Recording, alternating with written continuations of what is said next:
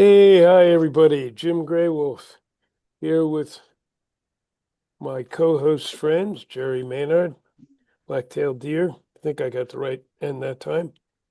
And, and Christopher Wesley from Down Under in New Zealand. I was going to actually open this a little differently tonight.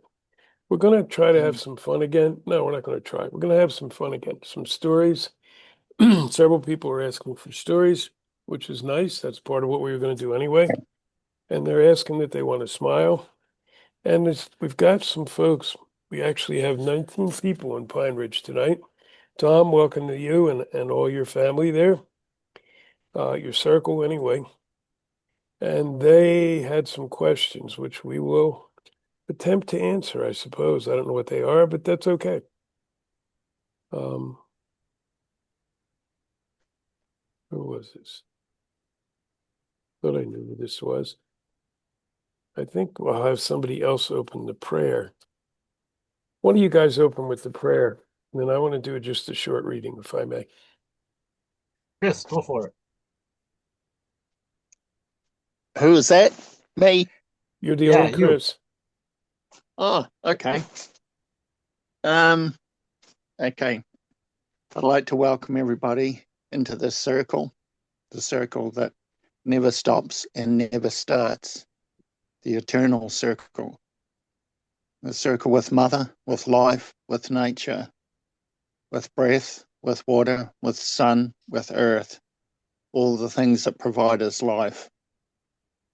And as we welcome each other as part of this life, as we're both receivers and givers, we acknowledge how we are part of this circle that never stops and never starts. It is eternal.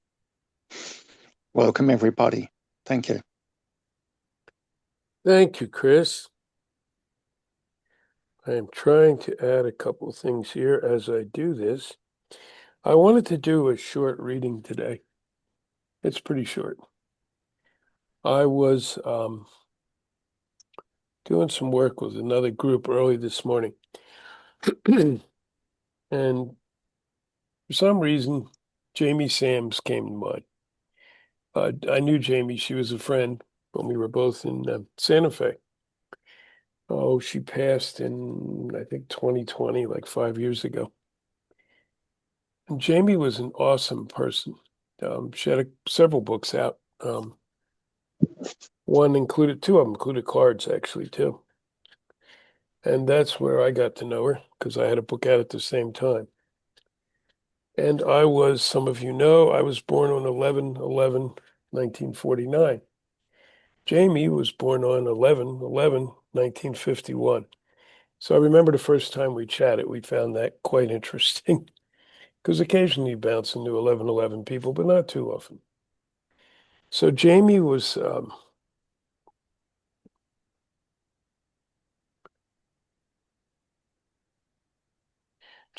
very into teaching indigenous tradition. She was, let me remember, she was Cherokee.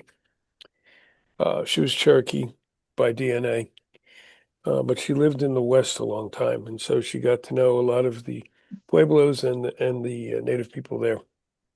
So out of her one book, her Sacred Path book, I just wanted to read this couple of quick paragraphs.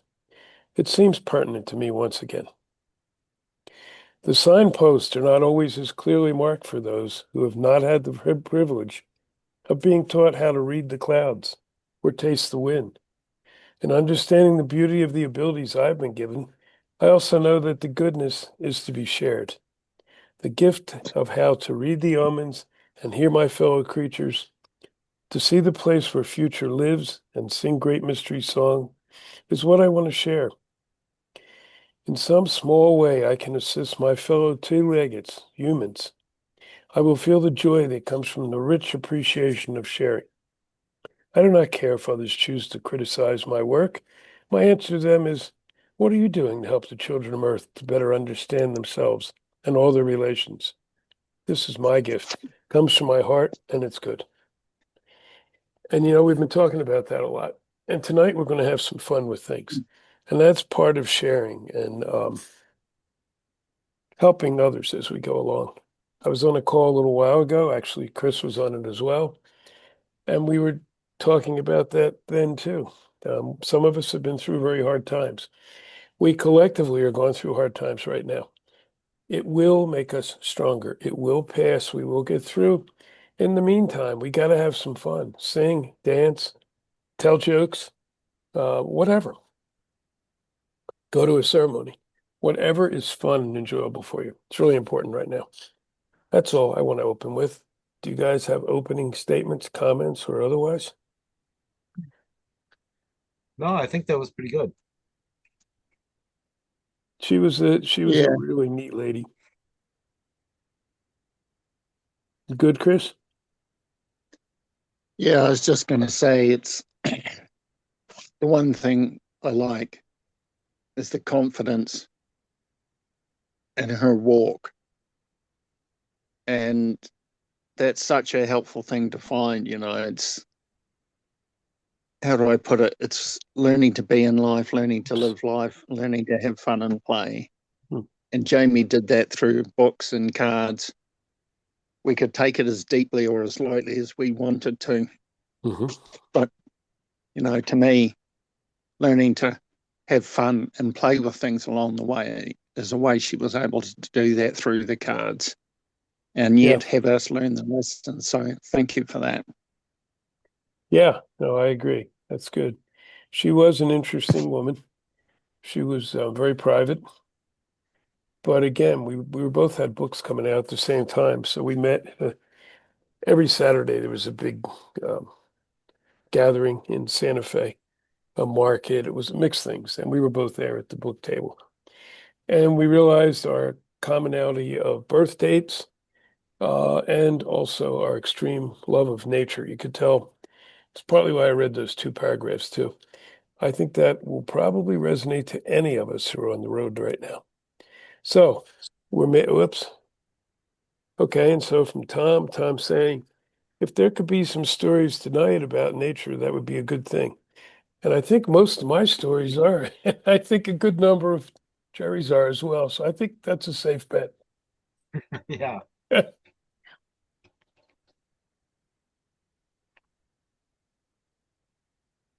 Could we open with a story? I don't know. Could we open with a story, Jerry, or should we wait? I think that might be possible. Okay. Well, let's see what of the selections they're going to choose for me. Story with nature. Well, seeing as how I chose this background, how about this story here? Normally, I don't tell this story. I usually tell this story during the equinoxes, but we'll tell it tonight. So, this story is the race for day and night. In creation times, when things were being decided, there was disagreement among some of the animals. Some wanted it to be light all the time, some wanted it to be dark all the time. Some creatures didn't care, for they were already moving about both day and night. Those that wanted to be light all the time talked to others, and they tried to persuade them to join with them. They thought if they had more than that wanted light than dark, then they would be given their way. Well, those that wanted it dark all the time were doing the same thing. These two groups each grew in numbers, each tried to get their way, and the two groups quarreled with each other. But they couldn't decide who would have their way, and they couldn't decide how to make that decision either. So they continued to fight back and forth and back and forth. Finally, they did agree on something. They decided that each side would select a representative, and those two would take offerings to Telatumsi. Telatumsi in Hopi, best translation is Dawn Woman. She was one of the grandmothers, one of the guardians, the guides in creation times. And so they went to Telatumsi to seek her advice on how this matter should be settled. Both sides made prayer offerings and other gifts to take. The two representatives went together, gave these things to Telatumsi, and asked her what should be done. Dawn Woman told them that they must have a race to decide this. The winning side would have the way they wanted. Things would be the way they chose. Both representatives agreed that, this is a very good idea. This was fair. So they hurried back to prepare with their friends for that big race. Eagle told both sides that he could not participate. He had greater responsibilities and could not be involved with this dispute. But because of the great respect that all had for Eagle, both sides asked if he would observe and determine the winner, so there was no more dispute. Eagle agreed he could do this, and so on the day of the race, he soared high above to watch over the contest. Now, Deer started for the light team and raced far ahead, but then the dark side came back. Soon it was going back and forth, just like when they argued. One team would lead, and then the other would come and take back the lead. Back and forth it went. Near the end, it was Antelope's turn to run for the light team. She knew that Turtle was the final racer for the light team, and so she ran as hard as she could, trying to build up a huge lead for Turtle.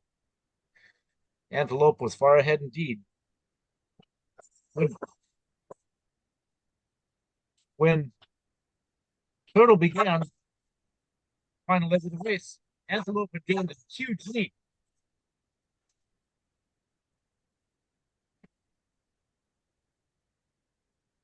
So the light team was assured that they would win. The final racer for the dark team was Owl, and he quickly gained on Turtle. But soon the finish line was in sight, and Turtle struggled with all his might. Owl was gaining quickly, but it looked like Turtle was going to get there first. Owl flapped harder, harder than ever, and was getting closer and closer to Turtle. With a great final effort, Owl caught Turtle, and they both touched the finish line at the same time. They just stood there, not knowing what to do. But soon they began arguing again about what must be done to decide this matter. Suddenly, Eagle came down.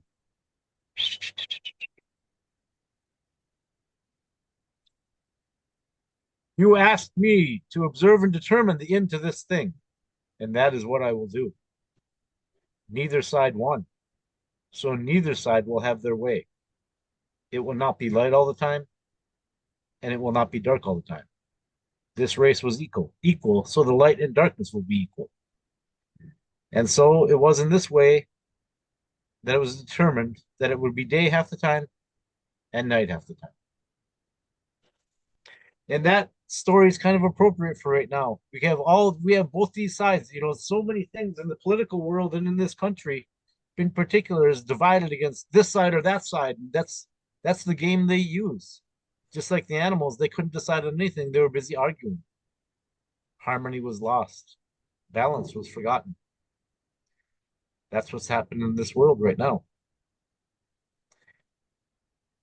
So we have to remember that. And that's the story of the race for day and night. How'd you guys like that one? Pine Ridge, what are your thoughts?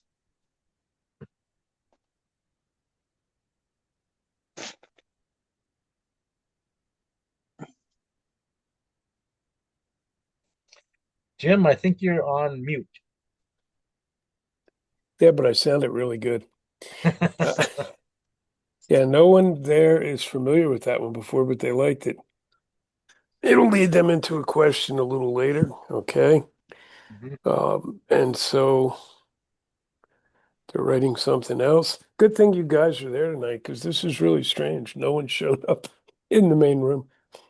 Um, Tonight was meant to be just for all of you on I Pine guess, Ridge. yep, it's just for you guys. Of course, people will be watching this recording too, but Oh, yeah. And we love you all too. yes, we do. Jerry forgot to say that, but he meant it. Oh, okay. So from one of the, oh, he's a little bit older now than when I knew him. Jim, you tell the story of the turtle and the beaver, which is kind of related to the one that black-tailed deer just shared. Yes. Yep. Would you share it? Okay, I can share that. It is kind of related. Good point. Then I have to think about what Jerry was saying and how that fits into that. So, turtle and beaver. I haven't told this story for a while, so I have to give it 1 second. These things always surface for me. Ah, here it comes. So, it's springtime, and Turtle starts digging his way out to the bottom of the pond. It's a huge pond, and he has to get out of the mud, and he finally gets to the top of the mud, and then he starts swimming up to the surface of the pond. Hmm, Turtle's thinking, this is odd. It seems to be taking an awfully long time. And he swims more and he swims more, and he still hasn't broken the surface. And this is, what am I doing wrong? Did I go the wrong way? And then about then he breaks the surface. Ah, okay. Turtle looks about, looks around him. This doesn't look right. This pond is much bigger. Why is that? And then he looks to one side and there's all these branches and tree limbs and sticks and leaves all piled right in the spot where the water leaves the pond. And he said, oh my, we're going to have to, when the rest of my relatives wake up, we're going to have to go clean that out. And so he starts swimming that way to explore what this thing is and how did it happen. But it's no big deal. He knew they could clear it eventually. But as he gets closer, he sees it's like all put together. It's like a network. It's a wall. And then he looks a little clearer, and coming up on the one side of it is Beaver. And Beaver is carrying another log to put into this wall. And now he realizes, oh, Beaver and his clan, they built this. It's a dam. They blocked the pond. But if they do that, we in the Turtle clan won't be able to live here. We need to have that water flowing through and bringing us our food and not being too high so we can make the nesting places we use. Oh, I wonder what we're going to do. And he swims up and he swims towards Beaver and he says, Beaver, you've blocked up our pond. The water can't go through. Just very slow. Beaver said, yes, that's right. We are building our place so we can live in this pond in the best way for us, because this is to be our pond now. Turtle said, but this has been our pond for many generations. And Beaver said, well, as we built it, no one showed to complain. And Turtle said, yes, but in the winter, we're under the mud at the bottom of the pond. We did not know. But now I see what you're doing, and I have to ask you to take that down. And Beaver says, no, we're not going to take it down. We've spent several months building this and creating this pond. And some of these plants around the edges, they need to die because the water's coming higher. Turtle goes, oh no, that's some of what we eat. You can't do that. And so they're going back and forth and back and forth. And the rest of their clans have not come yet. It's just the two of them. And as they debate it, they realize it's going to be really hard for both of us to live in this pond. Somebody's going to have to move to one of the other ponds or one of the other streams in the area. The beaver came here because they had too many at their last pond. There was too many beaver to survive there. So as they get to this point, some of the other turtles start to break the surface, and they're looking around confused too. And then some of the other beavers start coming in, also carrying more logs, more pieces of wood, more leaves to caulk it with. and heading towards the dam on the one side. So now they realize, well, we can fight about this. Neither side wanted to give up their pond. The turtles thought it was theirs. They'd been there for a long time. The beavers thought it was theirs because there was no one there when they came. So they had rights to it. And so Grandfather Turtle and Grandfather Beaver wandered up about that time. And they said, okay, how do we handle this? Said, we need to have a contest. And whoever wins the contest gets to stay and make this their pond. The loser has to go to another pond. And the loser will help do what has to be done here. And the winner will help the loser move to another pond. That seemed fair to both sides. That seemed fair. And so as they were saying that, well, what kind of contest is it? And one of the beavers said, let's have a dance contest. And Turtle said, no, no, no, no, no. We don't dance. We're here in the water. Oh, okay. Turtle says, how about a singing contest? And the beaver goes, no, no, no, no. We don't sing. We chew wood. So now they're thinking, oh boy, what can we do? And one of the grandmothers says, oh, we're both water animals. Beaver is water animal. Turtle is water animal. What kind of contest can we have in the water? And they said, well, how about a race? One of the elders says, let's have a race from one end of the pond to the other. And whoever wins that race, their people get to stay here in the pond. The other people have to move on. And so the beaver are going, they're never going to accept that. No turtle is going to be able to race a beaver across a pond. Turtles are slow.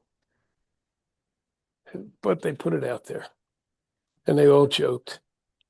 And one turtle said, one big turtle, the one who came up first, said, I will race beaver. I will do that. And if I win, it's our pond. And if beaver wins, I will accept that and I will help beaver move. I will help us move and ask beaver to help us. And so they get ready.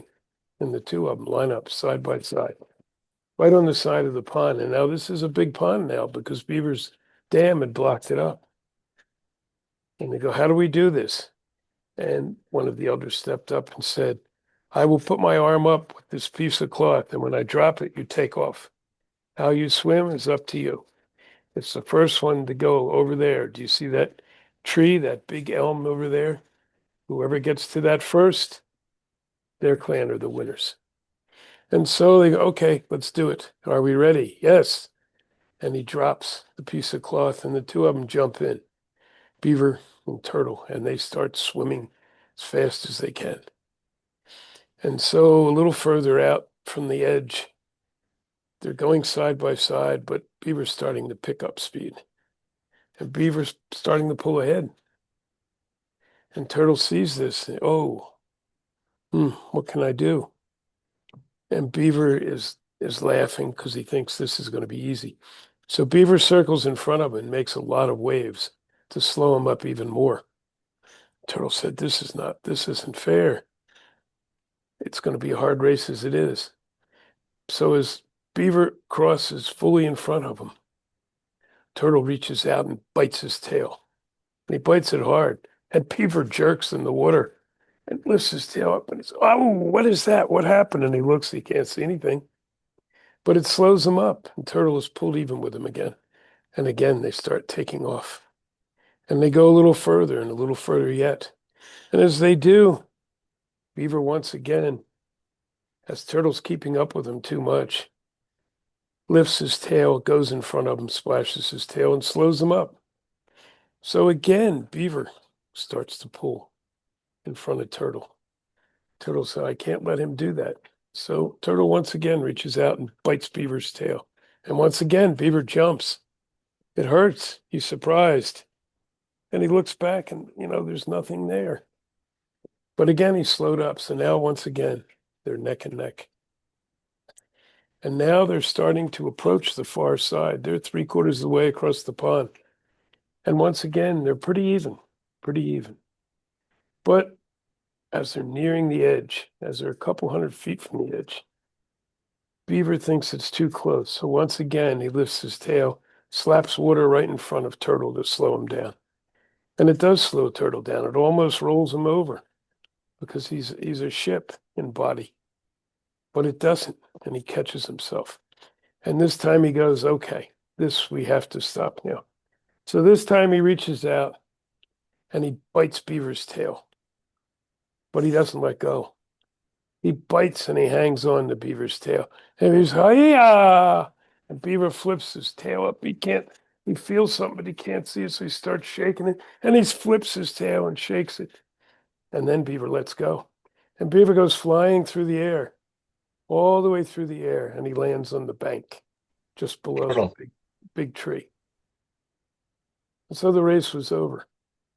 Beaver's still in the water. And Turtle landed on the bank. Turtle went flying through the air. Beaver was surprised. So Turtle lands on the bank, and the turtles get their land. And the turtles preserve the pond better than Beaver. Beaver can destroy a pond. And so the beavers start moving upstream to find a new home. And the turtles start putting their pond back to the way it was, respecting the mother, respecting the water. And so it was, and so it has stayed to this day. Beaver and turtle do not occupy the same water sources. And so in this case, a little different than Jerry's. We had one clan, one race that respected nature, that respected the mother, that always took care of their pond, that even when they came up in the spring, they only eat some of the leaves, some of the plants. If you go to a turtle pond, you can see this. You'll see batches of plants, and then you'll see where some have been eaten. And we have the beavers, who cut down the trees, who dam up the pond, who start to pull things off, who make muddy messes along the side of the bank. And they were the ones destroying nature, and they had to leave.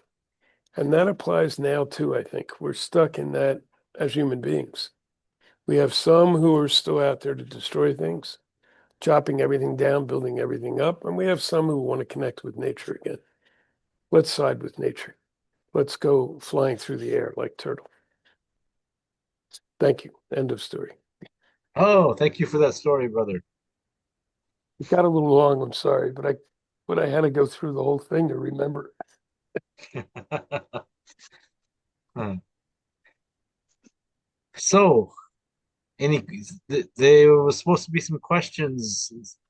Some of you came tonight with some questions to ask of us besides the stories. Okay, so Um, yeah, go ahead. Go ahead. they like both stories. They want to know if Chris is going to tell any stories later. I don't know if Chris is going to. The mic is open. We shall see. Um, they like both stories. They fit together. So Turtle must have been Indian. They were preserving the land. Okay, we'll both go along with you on that. Don't know about Chris, but Jerry and I will. Yeah. Oh, here's an interesting question for you, Jerry. Okay. So we were on before, and we heard Jerry was introduced as a Hopi storyteller, but he's not Hopi. What is his tribe, and how did he become Hopi storyteller? Ah, thank you for asking that question, actually. That's a good question. Yeah, it's a very good question. I am Menominee from Wisconsin. Amatnamanewak is how you say it in my people's language. And that is where I was from. Uh, However, when I was in my early 20s, I came across in Wisconsin, of all places, a Hopi elder. He was coming up to visit some family that he had here in Wisconsin, and he was invited to a pipe circle and our circle of us would gather around every now and then for ceremony, and someone knew of him, and they invited him, and we began to talk. And from that point on, he asked if he could speak with me again tomorrow. It was the weekend; I didn't have to work, so I said, "Yeah." He told me where he was staying, so I mentioned a park that was nearby where he was, and he said, "Yeah, he'd like to meet there." So we began talking. I met there again that next day. And that began a friendship and a relationship with the Hopi people, which lasted for quite a long time. I went to Hopi and spent a lot of time with them in several different trips. And it was at that time that they adopted me into the Bluebird clan as a storyteller. They were the historians, the storytellers. And so I was very blessed and fortunate to have been around and heard all the stories. And I asked if I could share those stories. So it began the long process of me learning those stories. And the stories they gave me, they told me, were for everyone. I was to take these stories and share them with everyone, not just Hopi. And I was to listen to the guidance of the ancestors. And they would always tell me which stories to choose. And they've never let me down. I've been someplace and it was a library, for example, this particular incident, and I was asked they were opening a new storytelling section of the library for children. And they asked me to come and tell stories. And in the background, there were all kinds of animals in this mural. And I was going to tell one particular story in mind that fit with everything in the picture behind me. As I opened my mouth, a totally different story came out. I'm telling the story, and part of me is like, wow, that's interesting. I wonder why this story came out. It was the story that many of you have heard me tell about the little brown bird that became eagle. And at the end of it, people came up and were talking to me and asking questions. And I never found out it was my wife that was told me afterwards that this woman came up to her and thanked her, told her to tell me thank you for the story that I shared. Because in that story, that little brown bird had very meager gifts, it would appear. He had very short wings. He couldn't fly very well, and his eyesight was very poor, and he had to perch on the ground because his talons were very weak, and he couldn't grip where the branches like all the other birds could. Well, but he was just grateful and thankful for being able to be given the opportunity to live on this world of great beauty. For that gratitude and that humility, Creator gave him a great gift and turned him into eagle. There's a lot more to the story, but so I guess at the end of the story, that little boy, the son of the mother that approached my wife, said that so Lori saw him and he was going and he said, my arms work just fine. And I can see just good. It gave him something and reminded him of some things to be thankful for that he had. That story was changed just for that one little boy. The ancestors and the spirits always know. I always say that these stories are not mine. They're not. I can take no credit for them. It's the ancestors that kept these histories, because that's what they are, is the histories of our people. They're not some mythological thing that's made up like people would have us have our stories be, and the value of them, the sacredness of them taken away by that very perspective. These are histories, even the stories of the animals. Our ancestors could communicate with them and they would tell them things. And they would tell them these events, just like the race for day and night. Humans weren't around yet then. It was one of those animal elder brothers or sister that told the first human about that event. So there you go. That's why Jim introduces me. I give myself no title. and I hope you don't have anybody call the master storyteller. But the stories I carried, for the most part, are Hopi, and now you know why. Thank you so much for asking. That was a wonderful question, by the way. That was. And they're giving gratitude for you sharing your story that way. And it's, yeah, boy, it's so important. Hey, Chris, you're being quiet. Yes. Anything you want to toss in? Um, I'm not sure how far to go. I just keep getting reminded of where I learnt to talk to nature. And if that's an appropriate story. Sure. Sounds like a good one to me, Chris. Sounds good to me. Okay. When I was young and growing up as we all do, I lived in a home that didn't have safety, didn't have comfort, and would be called abusive. And always in my mind was the goal to get outside the house because that's where the abuse seemed to happen the most. And out behind our house, we had native bush that had not been touched. And I'd go out there in the bush from a very young age. We're talking 2, 3 years old. And I have memories from those times. And I remember something had happened at 4 years old where I was in the bush and I had the feelings that this was family. I could feel them interact with me energetically.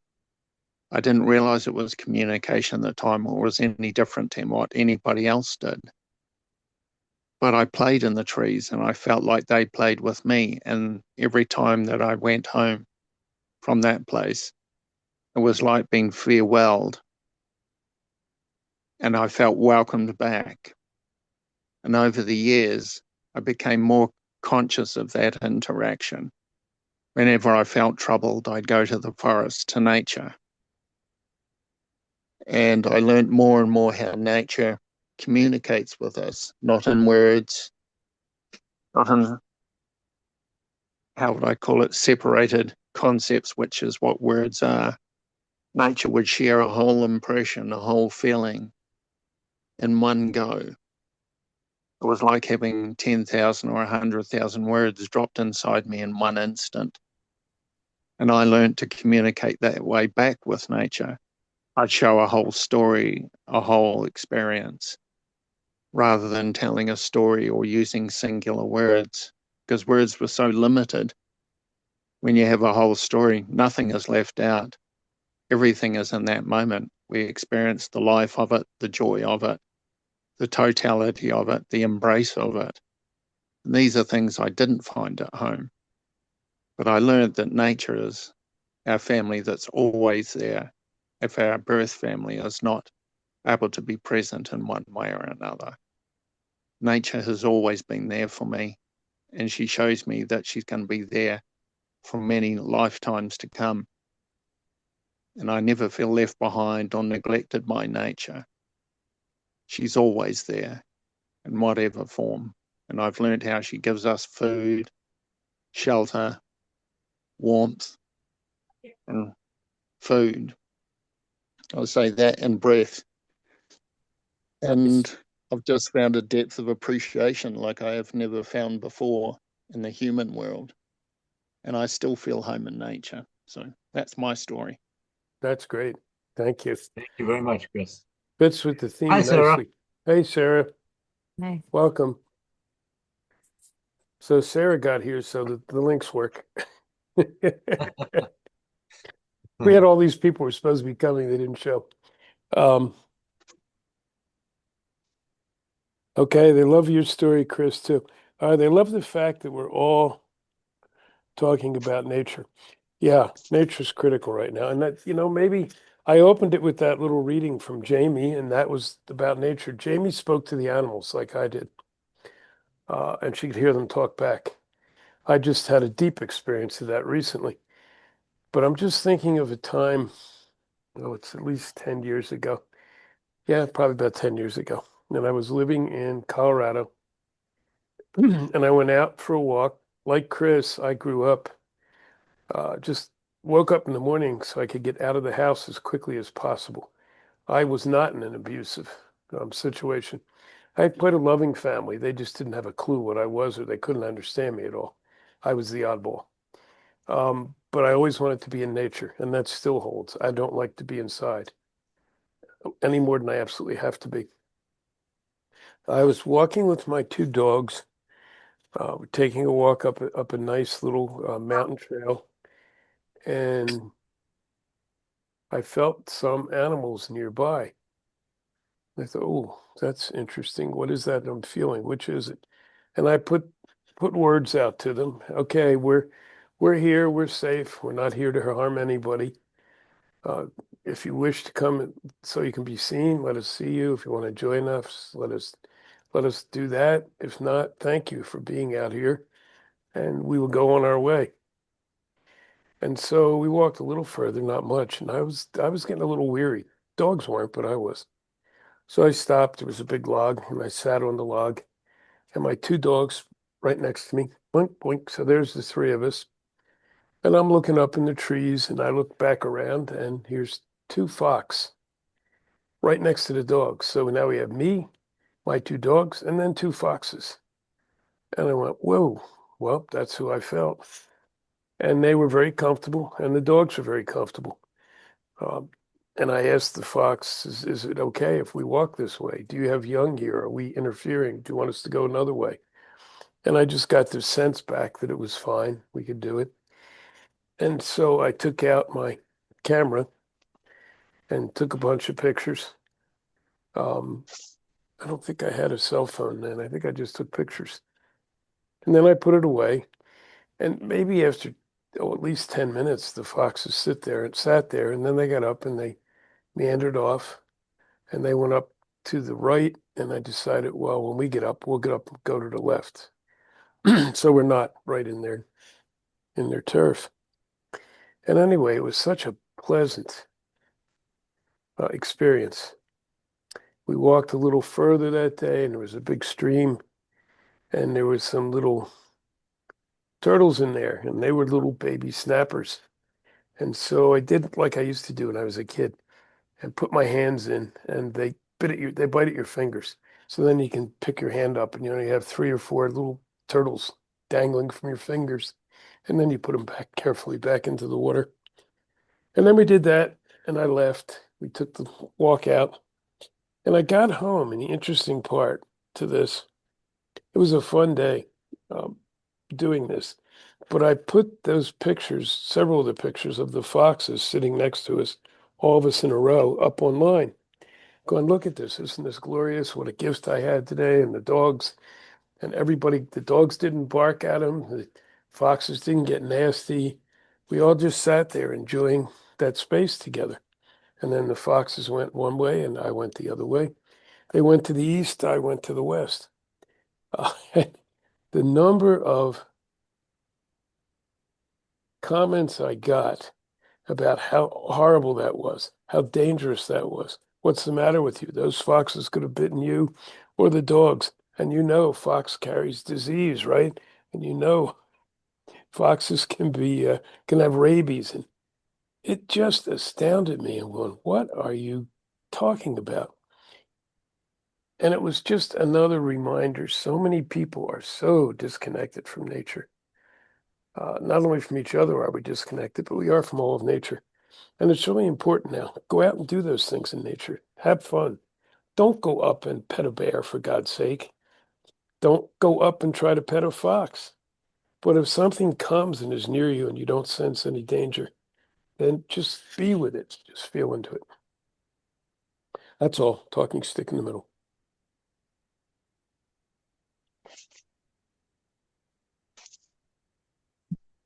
Good. I'll pick it up at the moment. It reminds me your story how if we Whoa, want to Chris be is going with to be a nature. storyteller. Go, man.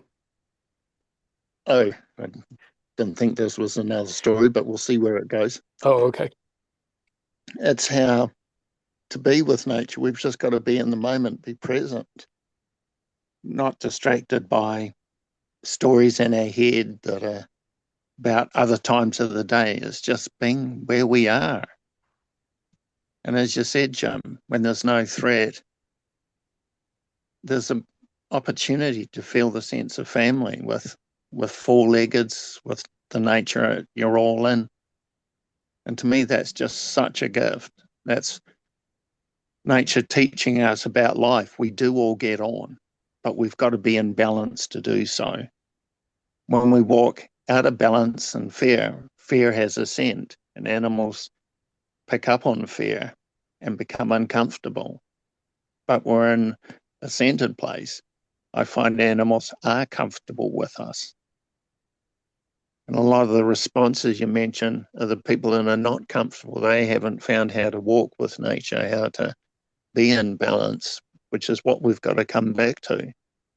Those who've lost that, it's time to find and come home. And to me, that's what we're being asked to do with this new humanity that's been spoken about, this new direction, this new way of life. It's new in some ways, but it's also old because many of us have kept that in touchness with nature alive. So, yeah, talking stick in the middle. Thanks, Chris. Jerry, you were gonna, or were you? We we have any more requests or questions from Pine Ridge? I'll ask you that while you're looking for that. Let's have another story, hey? Eh? Hey, I'm from Wisconsin Love it. after all, which is pretty close to Canada. Eh?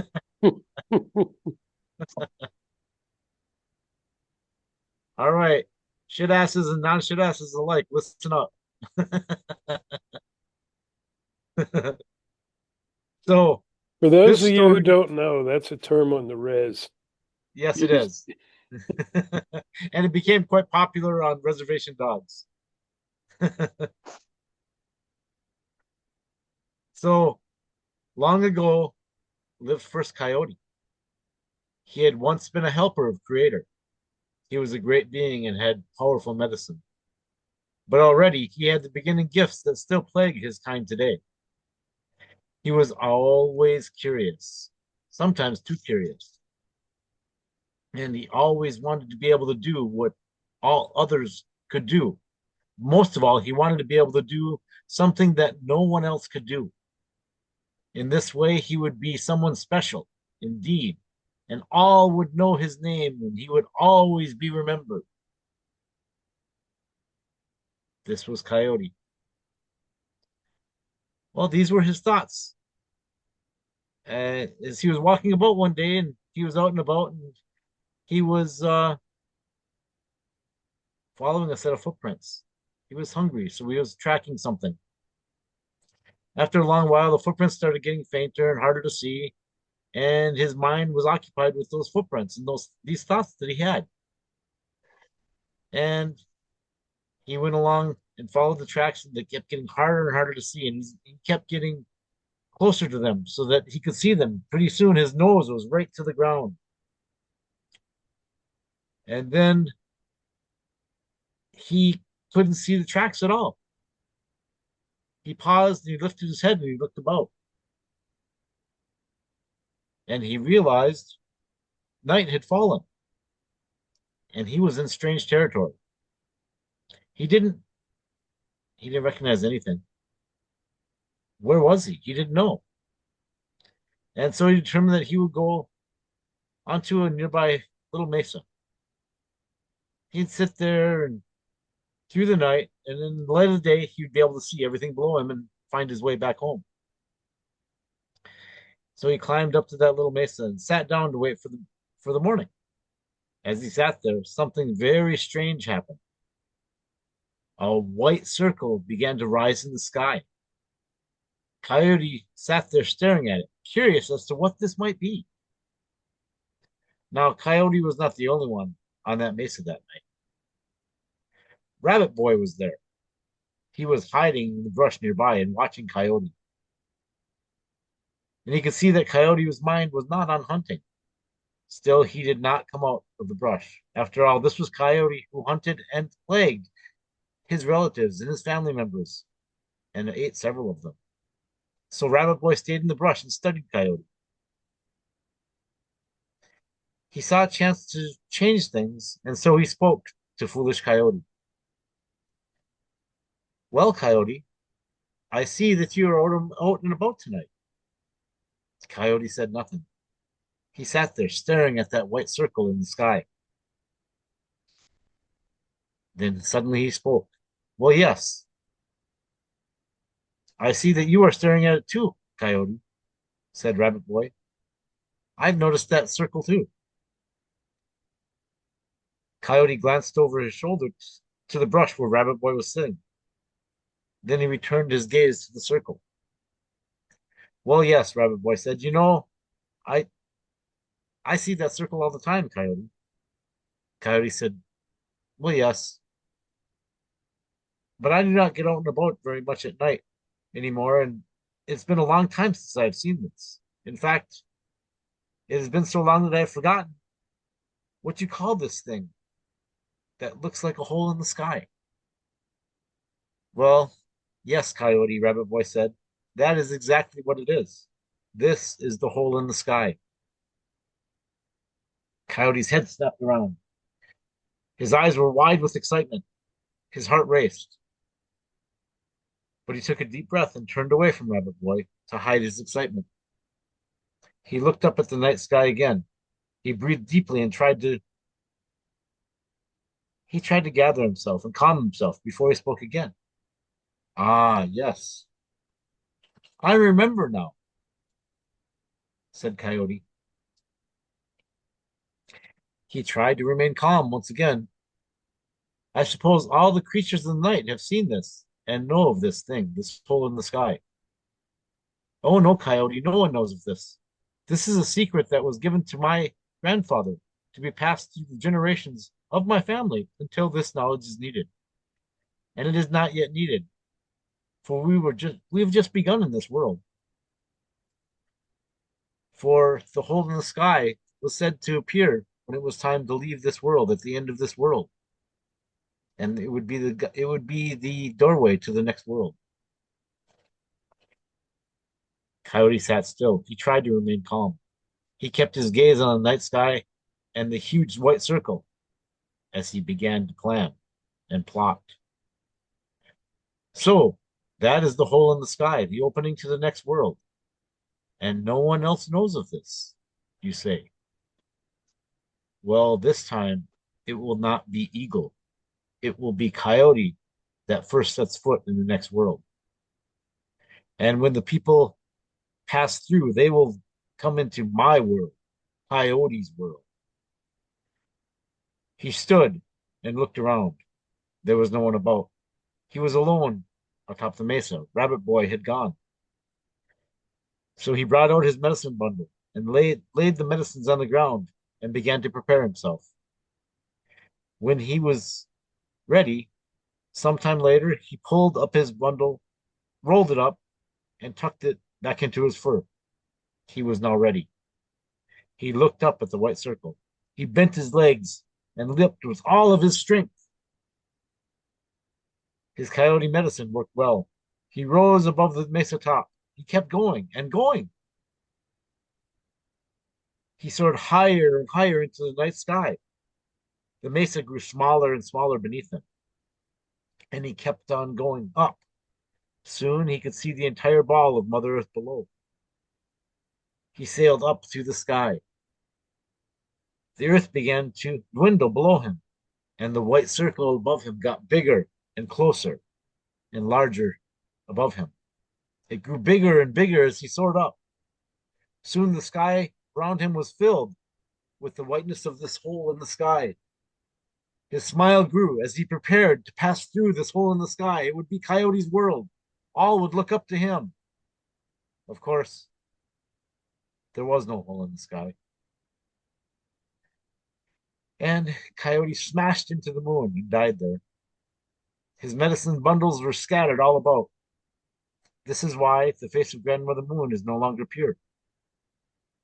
If you look there, you can see Coyote's medicine lying about there still to this day. When the face of Grandmother Moon is full, his descendants look up there, and they can see that too. They see the powerful coyote medicine lying all about, and you hear them calling out to their ancestor, First Coyote, begging him to return and to bring back their medicines.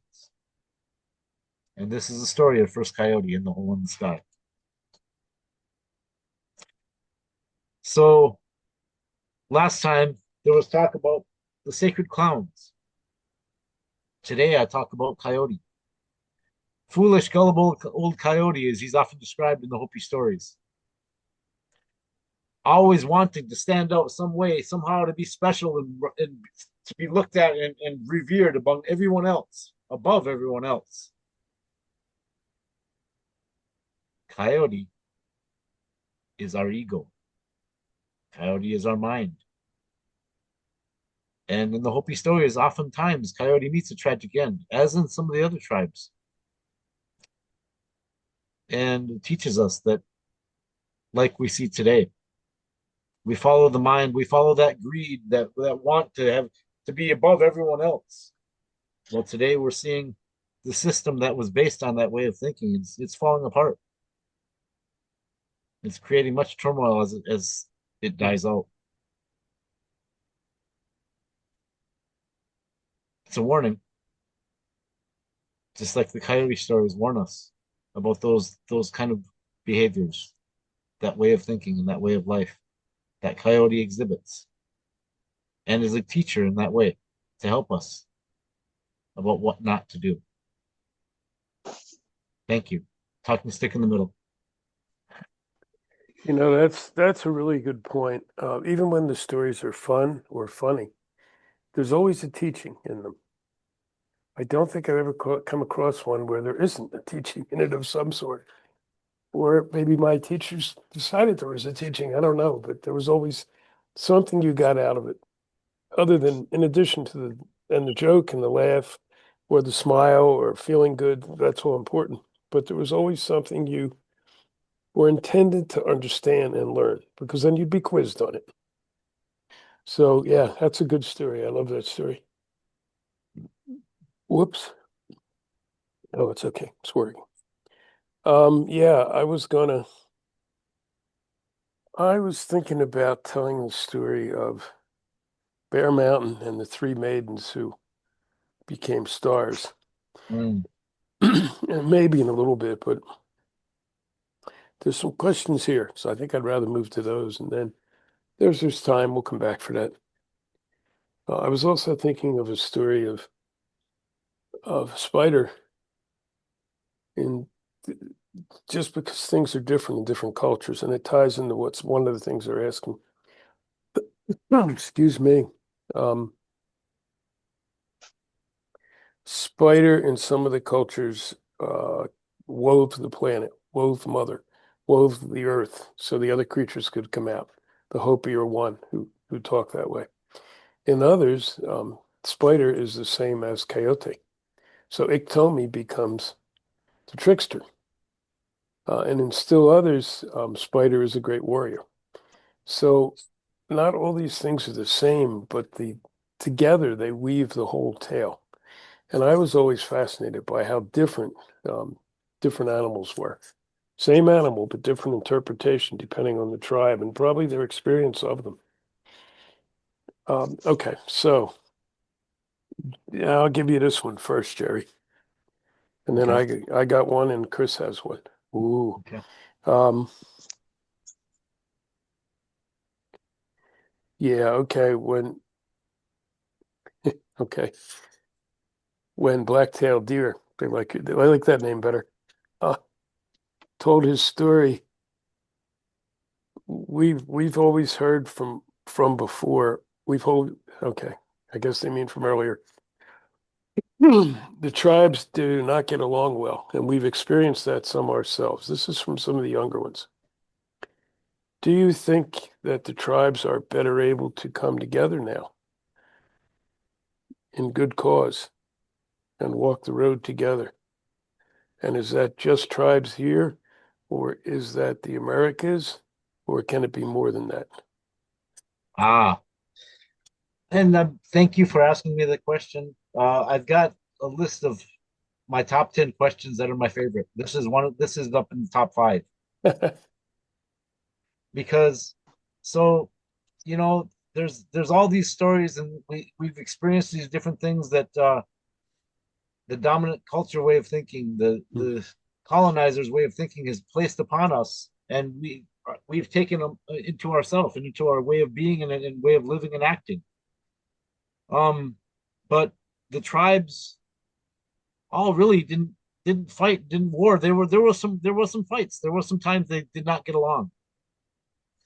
Like for example, though, however, the stealing of horses from one tribe to another, that was allowed and that was permitted amongst the tribes because what that did is that kept the genetic pool of those horses alive and fresh, and they didn't there wasn't inbreeding and incest amongst the horses, so it continued to help to keep them healthy as more new stock was brought in.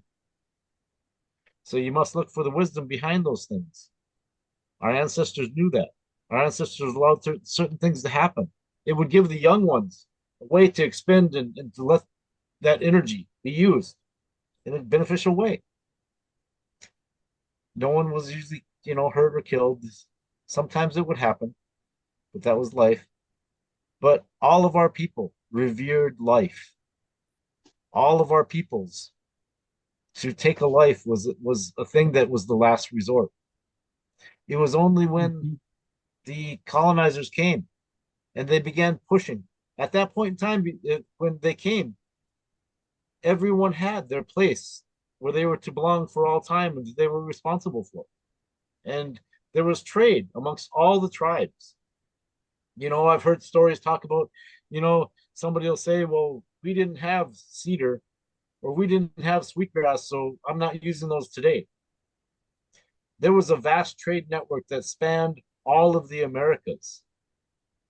What this tribe had was given to the traders, and what they valued the most, for example, copper, or whether it was maple syrup or something that came from another part of Turtle Island, was traded that way. The tribes traded. The tribes got along for the most part. There were disputes because we're human beings, and there were some wars. But today, what you asked, yes, we have to let go of all those ways of hate, all those prejudices about everyone. For there's only one human race. We are humankind. We are together.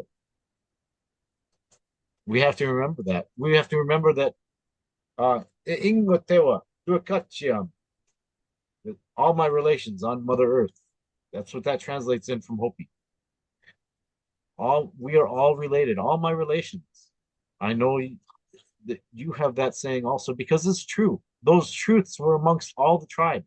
There was never a holy war against my tribe believes this way, your tribe believes that way. They never fought about that, like you see amongst the people today. Today, we also have to remember that hatred, that looking at life and looking at others as above or below us, that's something that was a gift that uh, was given by those who came to this land. It was a gift that was given. Colonization, that seems to be the message today. That colonization didn't just happen on Mother Earth, on Turtle Island, I mean, and the Americas. Colonization was done to the Irish people, to the Scottish people, all the indigenous tribes. It was stamped out. Those who wanted to control people, how can you control people when the spirit was the most important thing, and the truth of that life never ends. It's all one circle. If you couldn't kill people to silence them and to get them to bow down because of that truth that was within them, that life doesn't end. That spirit is the most important. Then what they had to do is they had to take those beliefs away. They had to bury them. They had to make us fight against each other. And that's what the French and the English did when they came here. They would take one tribe, and they would the English would take and give this tribe all these gifts, knowing that these two tribes are side by side.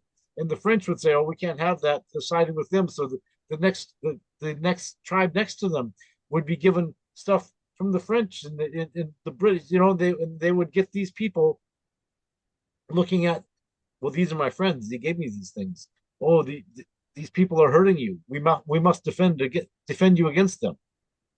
And then they would begin fighting amongst each other.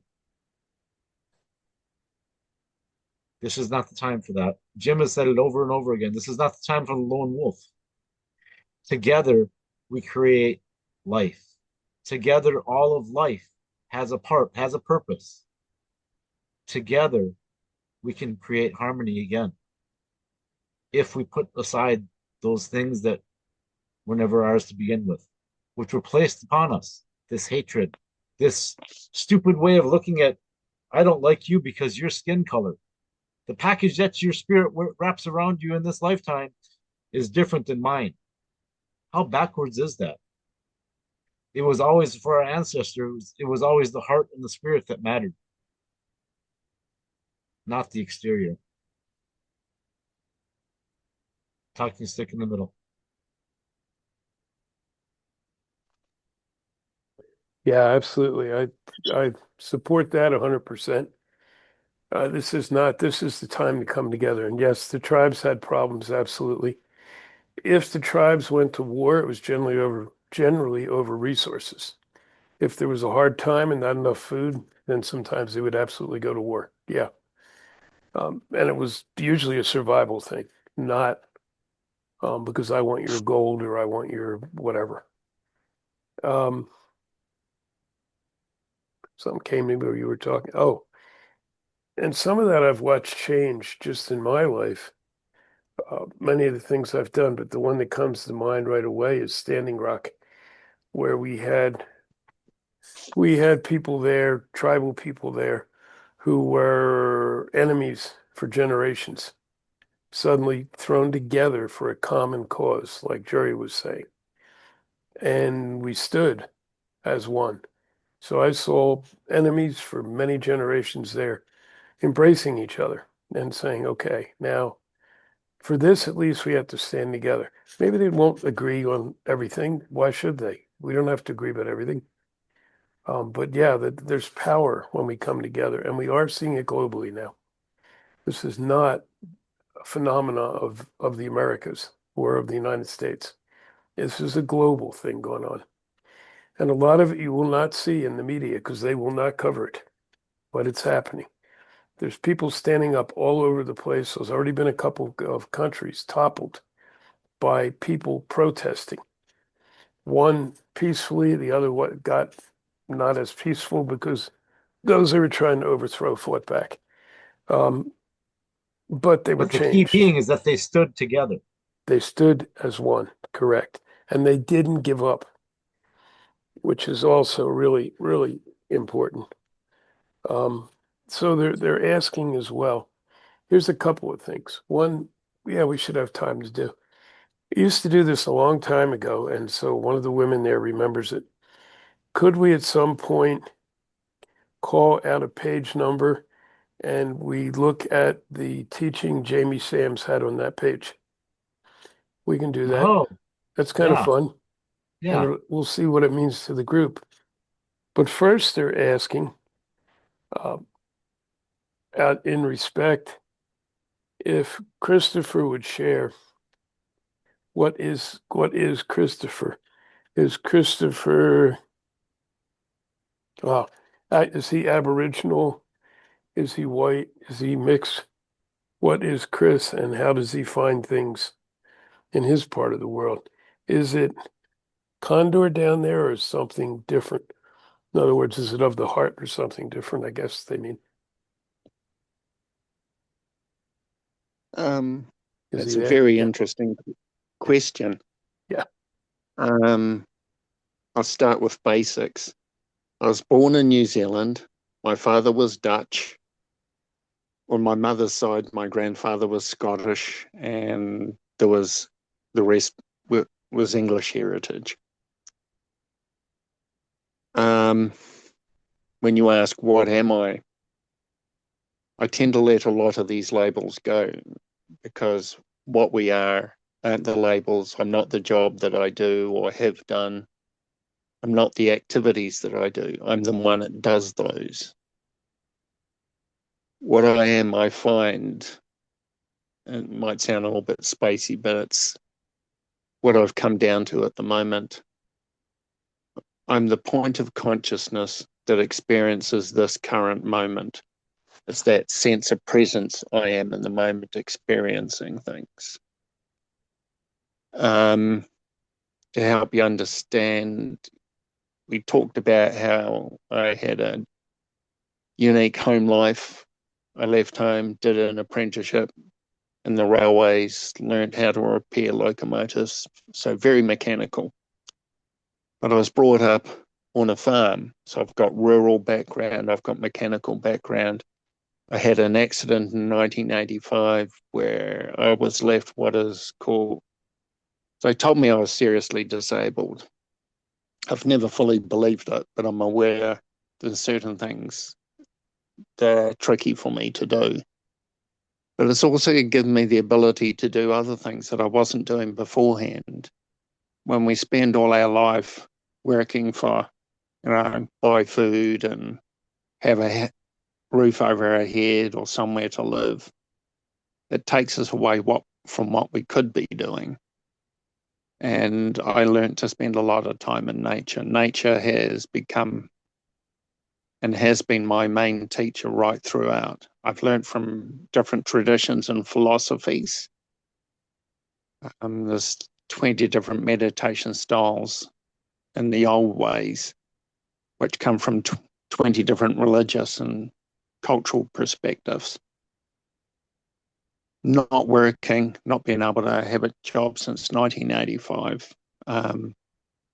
Yeah, I've learned from nature. I had the time to spend there.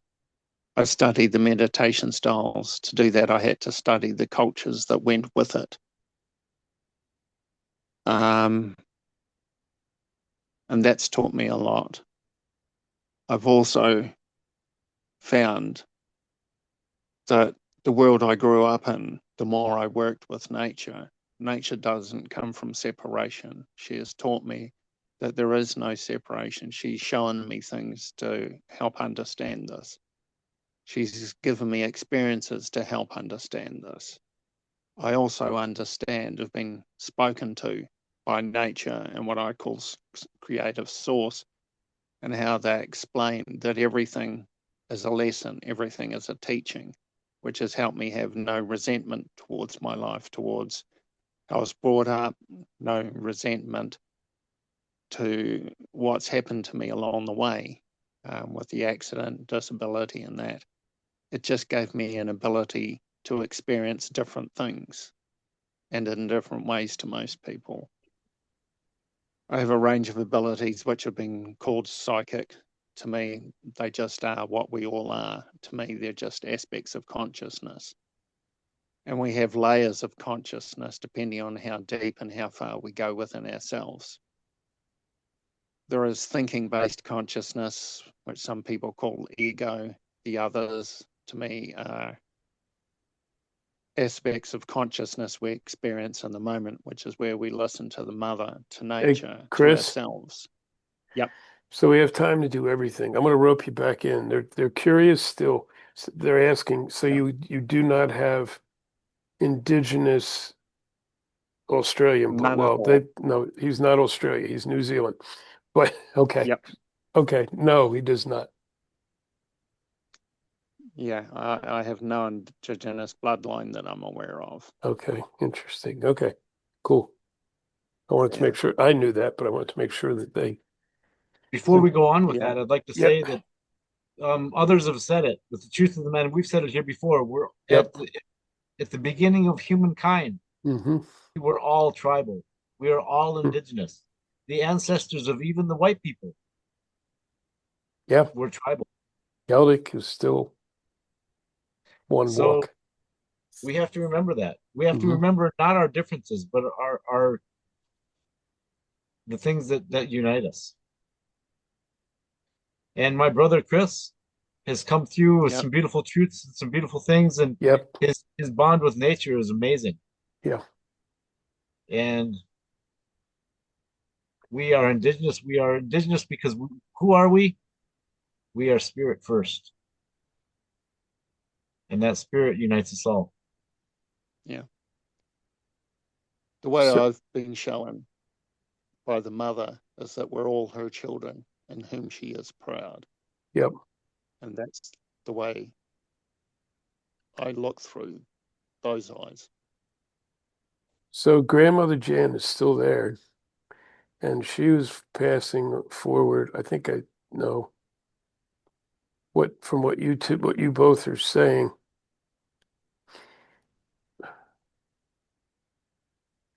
We are giving, okay, I see. We're given our commonality. We're given the fact that we are the same. Our differences are put upon us. And I think that's a really good way of putting it. Yes. It's those who would divide Right. us, those who would have us fighting. Those are put upon us. Those are lies or exaggerations put upon us. Thank you, grandmother. I like that way. I'm going to remember that. Yes. Thank you very much, Grandma. Yep. Thanks, Chris. I'll do a Yeah. quickie. Most of you know my story, but I'll just do a quickie for those up here who asked and don't know. And then we'll do one of these cards while we still have time, if that's okay. Because some of the women here really wanted to hear what the card was going to be. Okay. Um, yeah, so I am a mixed blood. I thought, and they're asking because some of them know my first book, where my title identifies me as white. And you're right. At that point, I thought I was white. My family are immigrants. My grandparents were immigrants from Italy, and my family decided we were all Italian because immigrants were persecuted then, just like it's happening again. Because when we don't learn from history, we repeat it. This time they were going to heal it. And so only my grandmother shared with me that we were not that. We were actually Romani Gypsy Italian branch. So yeah, we have Italian blood, but Romani Gypsy is what we were, and Native American. And it turns out when I had a DNA test, that's what I am. So I do have some white blood, but primarily I'm Romani Gypsy. That's my biggest batch of DNA. A Native American is next, Southwest, probably Apache or one of the tribes in northern Mexico. And then the rest is a smattering of things. So I'm a true Mongol. Um, and like Jerry was saying, it doesn't really matter because we are all indigenous. It is a matter of, I think, how close we are to that. So there's people who still live on the land in that way. They're still much more connected to it than those who have been generations off the land. Doesn't mean we can't relearn and come back together in that place. So thank you. Those are interesting questions. I didn't expect those. Should we try this card thing? I yes, yes, definitely. Let's see what happens. Okay, I've got the book and which one of hers do I have? Sacred Path, I believe. Who Yeah. chose the number for the Well, page? I'm gonna have them. I'm Yeah, I'm passing to them, I think. Or one of you guys kind of want to do that way. What are you feeling, Jer? let them. Yeah, okay. All right, Tom. Pick somebody if you will and pull a number. Well, just pull a number. If there's not enough pages, I'll tell you. Oops.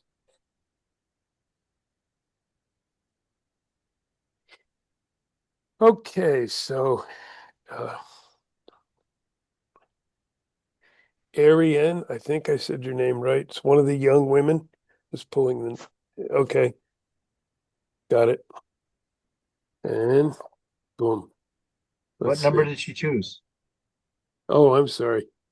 147. Now I'm looking to see. Oh, it's interesting. Moon Lodge. Ah, So a young woman picked Moon Lodge. Interesting. All right, I'm going to read a little bit of the teaching. Yeah, it's a pretty long one. Wow. Yeah, I'm not reading the whole thing, folks. You all shoot me.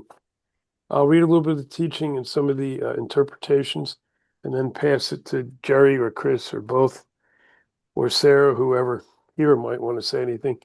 And Tom, if you guys want to feed in more, feel free, go for it. Moon Lodge, Moon Lodge, place of receiving, time of going within, observance of body cycles, renewing life again, retreating in the silence, sacred Black Lodge of the West, woman child and grandmother, Earth Mother, gives you rest. Jamie starts each one with a teaching like that, or a prayer, or a ceremony, whatever I forget what she called them. She had a term for it, but forgive me, I forget. It was a Cherokee word. The teaching, the Moon Lodge, is the place of woman, where women gather during their menstrual time to be at one with each other and the changes occurring in their bodies. Remember, please, this is also Mother Earth, so it's the greater female as well. Long ago, during this special time of moon cycles, women were removed from duties of family and allowed to retreat to the Moon Lodge to enjoy the company of their sisters. Traditionally, the moon time is a sacred time of woman when she's honored as a mother of the creative force. During this time, she's allowed to release the old energy her body has carried and prepare her for reconnection to the Earth Mother's fertility that she may carry in the next moon or month. Our ancestors understood the importance of allowing each woman to have her sacred space during this time of reconnection, because women were the carriers of abundance and fertility. Women were the mothers who would increase the tribe by bearing children, bring fertility to the crops through their connection to the Mother Earth, and hold the dreams of the nation in their wombs until those dreams became a reality. During their moon, they were barren and could not conceive, so it was their time of rest. Nobody would ever stop a woman from her necessary retreat during the moon time. To do so would be a dangerous move on the part of any tribal member. I'll skip ahead a bit. As Grandmother Moon is the weaver of the tides, so a woman's cycle follows the rhythm of that weaving. The women are connected to Grandmother Moon when this time comes. Often the women would come together in a common space.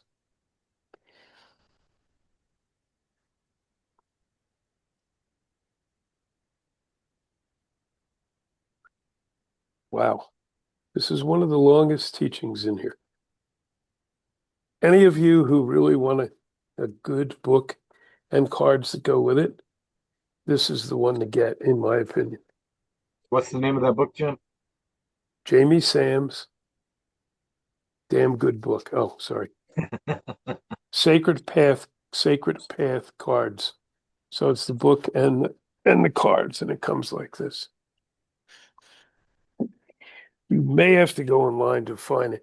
There's two versions. Get the one that just Jamie Sands wrote, not the one she redid later with another author. It's also very good, but to me, the one that she did is spot on. She could see things most could not. Okay, so the application of this card. The Moon Lodge card speaks of retreat. Take a break. Your influence cannot be felt at this time because you're in need of replenishing your own energy. This is a barren time in a sense because you need to be alone and honor yourself for change. Retreat is not an act of weakness, it's an act of strength. Without retreat, the future cannot take hold in the present. Make note that you are preparing for the time of fertile action by taking a rest now. Being alone at this time will allow you to do the things that give you joy without interference. Remember that miracles can happen when you repose and allow yourself to come to your new starting place in a gentle way. And I'll leave it there and open it up to whomever. So remember the teachings of our ancestors, young women. Remember that moon time is a very powerful time. that being a woman is a very powerful gift that you were given for this lifetime. Never feel that you should be something else or that I wish I was this or I wish I was that. You were given what you were given in this lifetime, and women are our life givers. We could not exist without the women here. This world would have us believe that the women are less than or weaker than the men. That's that dominant culture way of thinking. That's that colonizer way of thinking. Do not let it go inside of you and grow with inside of you. Seek out those elders around you that know those teachings of the Moon Lodge and of that and of women medicine. Those elders are there. Ask around. Use that tenacity and that strong spirit that you have to not give up until you find the ones who have those teachings. You have a great gift and a great power within you. Always remember that, young woman. Uh-huh.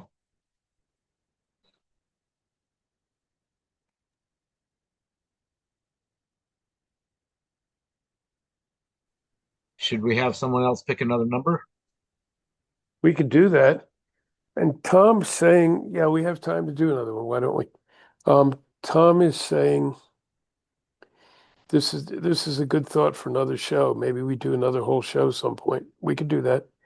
Or Jim, we used to pull a card from different decks, one each time you did a show. We could reincorporate that too if you want. I forgot all about it, but okay. So, I, I have a thing called the Spirit of the Wheel. It's based upon the medicine wheel and the Ojibwe teachings. We could do that mm, one. yep, And yeah, we could do that. Thank you for those requests. yeah, that'd make a great program Yeah, because because there are I a lot know of I know teachings all of the about it. medicine wheel. I know all about it. At least what I learned in 20 minutes. Um, yeah, okay, let's pull another one.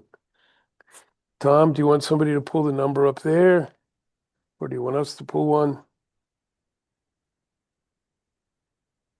Ah, Chris, you're anointed. Chris, give us a number. You're on mute right now. 16. Good number. 7. Yes.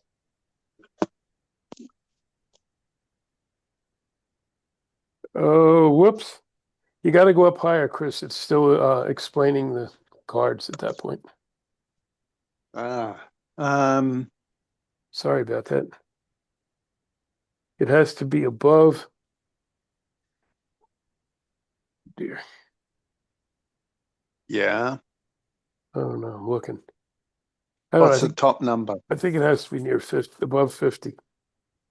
Okay, above 50 and below I don't know, 300 plus or minus.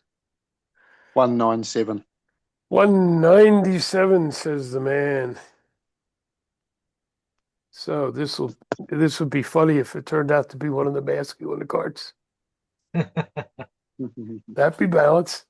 Remember what you were Yeah, saying? They have to come together in equality this time. I think there's a little difference in age, though. just a Chris, couple years. yeah, Chris is much younger. Oh, good one. Powwow. Oh, Yeah. Okay, ready? You guys got to get this book so other people can read. Oh, the powwow. Gathering of teepees, new friends and old. Trading of stories, told and retold. A blanket for a basket, a horse for a prize. Foot races and dances, night till sunrise. Exchanging the goodness that each member brings, allowing the heartstrings of the nation to sing. Bow wow, the sharing, the quickening. Each year when the richness of summer moved across Earth Mother and Old Man Winter was just a memory, Most bands and tribes of each nation gathered for what has become known as a powwow. The time of gathering was a quickening for the people. As the growth of a child in the womb feeds its mother's heart with joy, these gatherings provide a quickening of talents that fed the people. Powwows brought old friends together again, and many a night was filled with the stories of what had occurred since the last gathering. The sharing of new methods of tracking, fishing, and hunting filled the men's circles, and the women shared new techniques for beating, tanning hides, making foods and remedies. The medicine circles discussed new uses for plants, the needs of the people, visions, and medicine dreams. The warrior clans told of acts of bravery and counting coup. The Black Lodges shared women's teachings and shared dreams of the people that needed nurturing by women. The children shared new games and traded stories they had learned from their grandparents. Everyone was filled once again, renewed with the sense of unity. Since many tribes still do not allow marriage among the same clan, it was during the powwow of long ago that young people found life mates as well. Eligible mates might not be the right age in one's own band, and so many couples pledged lifelong love at the summer gatherings.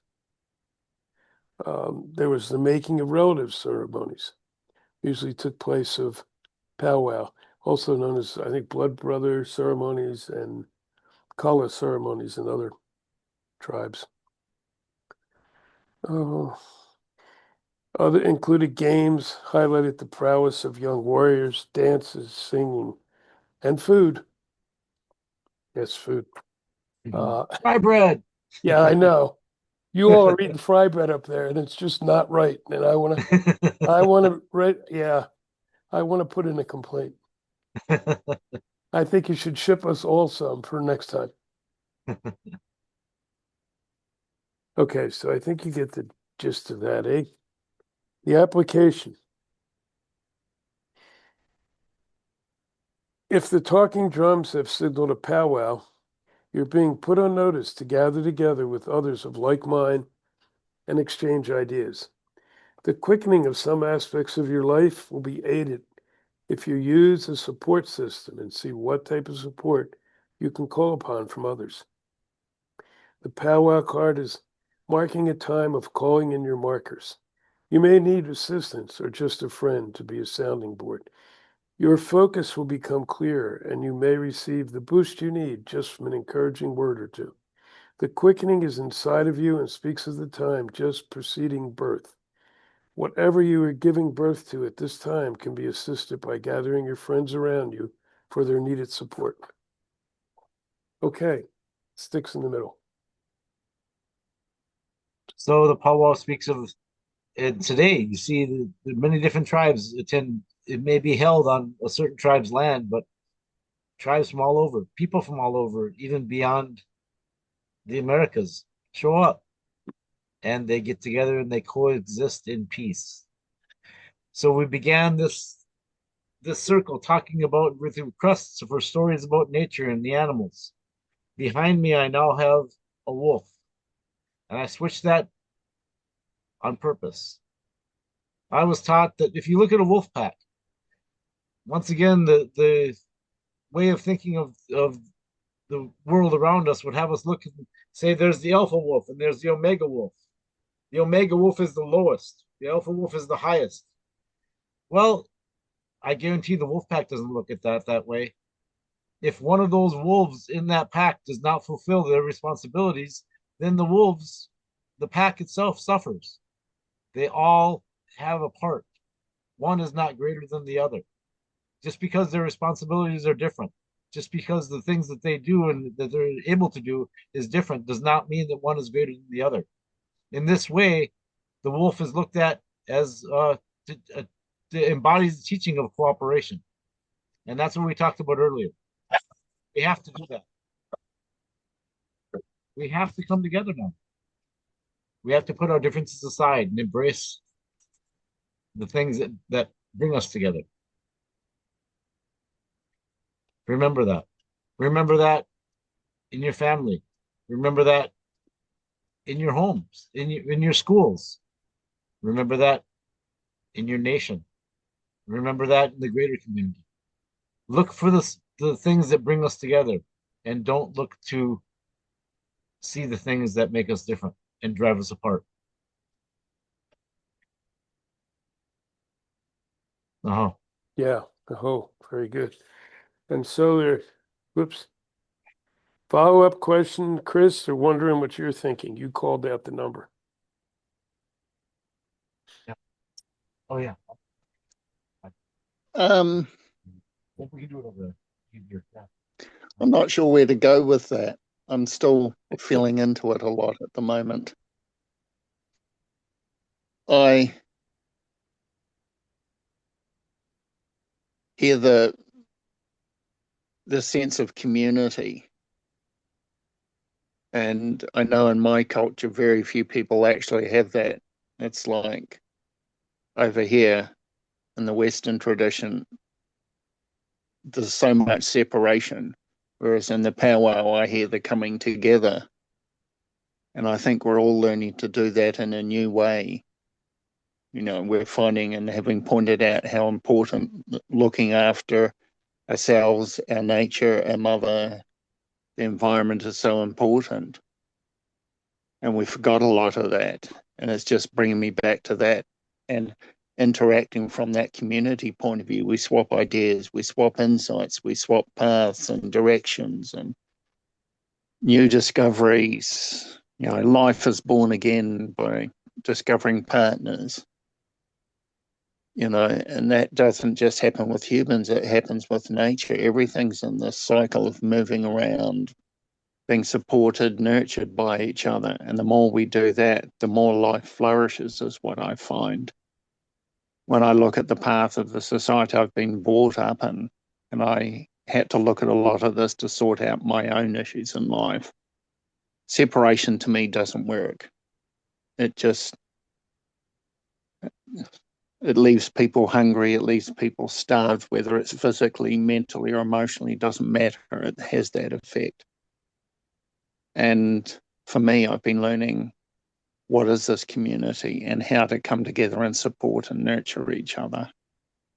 Um, Good. that's about all I feel I can add at the moment. Oh, that's good. Thank you. That's excellent. Um, Mm. yeah, so this piece is interesting. I want to, do we have a minute or two? Yeah.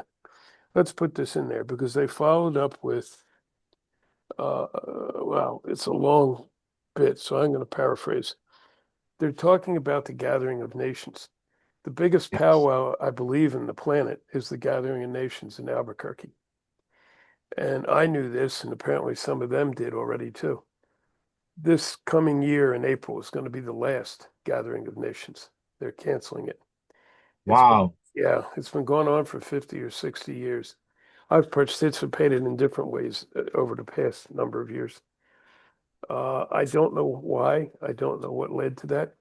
So they're asking, is it, in effect, is this a negative thing? Why, when we have to come together, is something like this being canceled? That is an excellent question. I prefer to stand it on its head and look at it the other way. It's time for it to change, so it'll evolve into something else Yes. where we come together.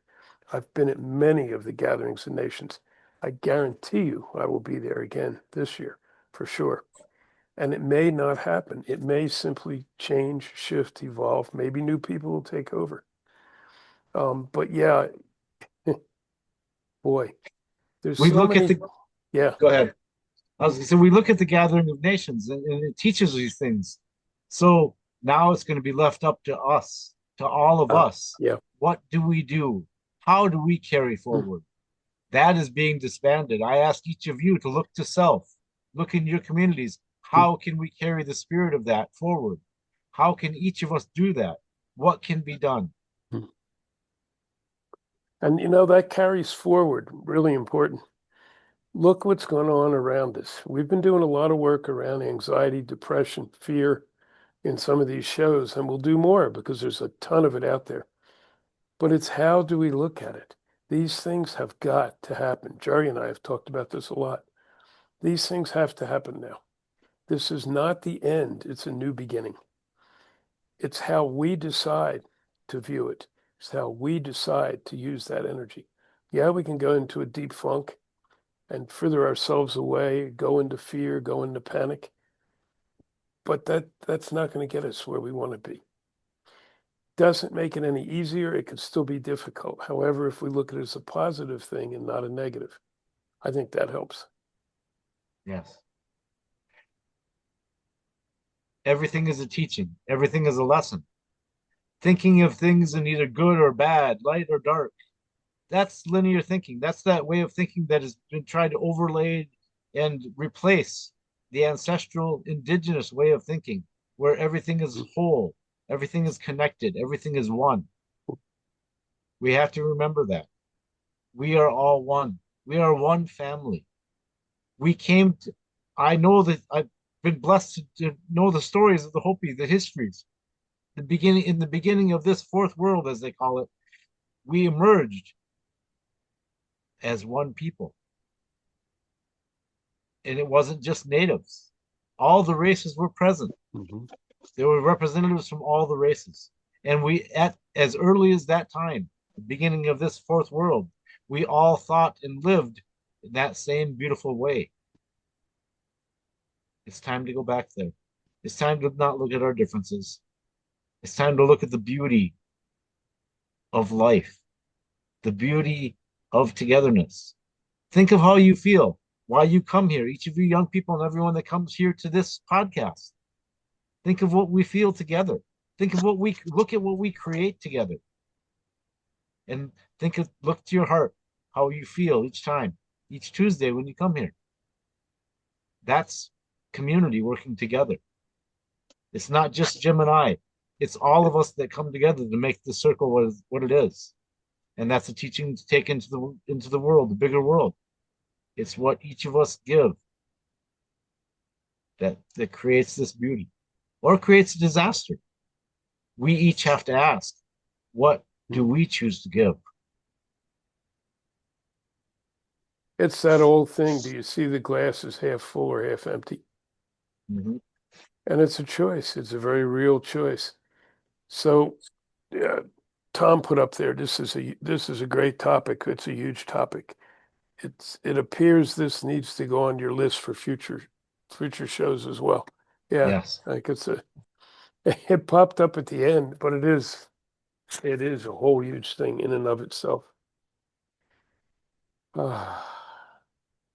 Chris is waving from up in the left corner. We got like 2 or 3 minutes, Chris. It's yours. Okay, quick one. One of the things that I've found working with Jim and coming to America and meeting people like Jerry and many others that have come across my path, I find a lot of the things I find in the different tribal teachings that I've been given and grateful to experience are very much the same things I've learned through a totally different path, which tells me that there's universal truth that's available to all of us to learn to listen, work in community, work together, which is what nature showed me and taught me. That's how life works in community and together, not in separation. When it showed me when something's separate, it just withers away. When something works together, everything flourishes. So, Yeah. simple little Yep. observation, but I thought I'd like to share it. Yep. No, great point. Great point. I think we'll check out then. It looks like Jerry left, got thrown off. Whatever. We'll live without him. Um, yeah, while you were talking, Chris, I'll just throw this in for one more smile. I'm thinking of Monty Python, Holy Grail. And um, I guess Jesus and all the others are up on the cross. And the song they sing is always, what is it? Always think of the bright side of life. And that's really a choice. Always look on the bright side of life. especially now. We need to do that. Let's look on the bright side. We're heading to the bright side. We're getting out of the dark, finally. Okay. Hey, Chris, you brought us in. You want to bring us out with a quick parting?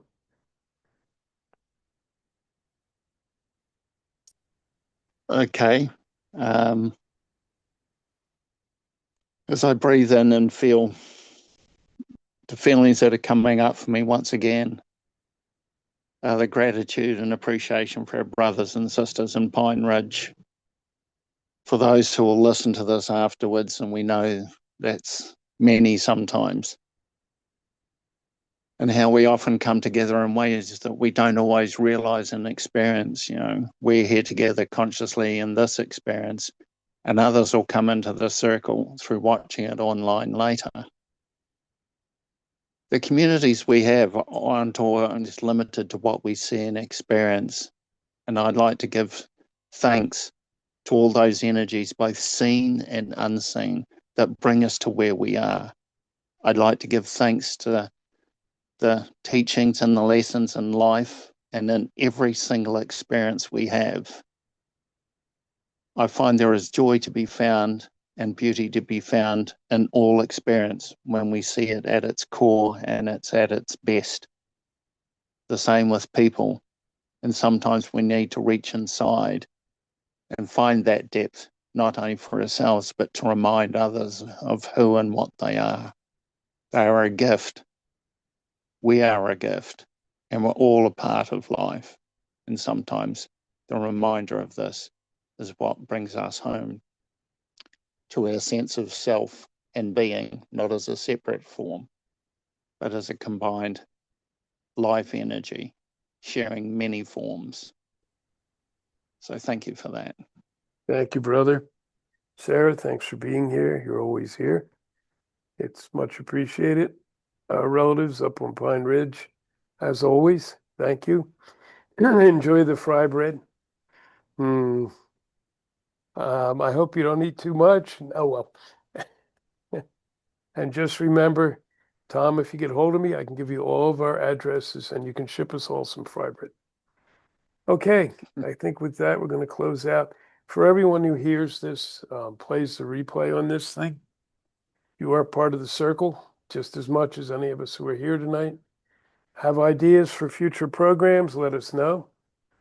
Go to a Gathering of Eagles group on Facebook, or me personally, or Chris personally, or Jerry personally, and contact us there. You're always welcome here when we do the shows. If you get something out of a show, any of them, all of them, share them around. Share the links around. We're here for everybody, not to just hear ourselves talk. And so thank you all. Have a great evening and always look on the bright side of life. Thank you very much. Cheers.